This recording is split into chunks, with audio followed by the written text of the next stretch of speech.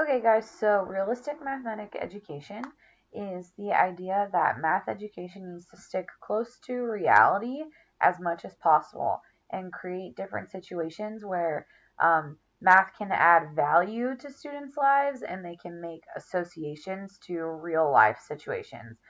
So, this strategy is really more of a mindset for how to approach math. Some ways that you can implement RME are by teaching students experimental skills, by testing out different approaches and seeing what they come up with, or by playing real life math games.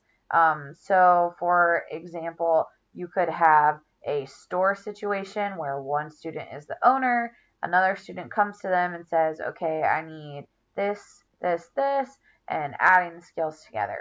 So, of course, this is going to be more easily targeted towards your younger students who are learning less abstract concepts than it is for older students. But this mindset is also important for older kids who are trying to make connections.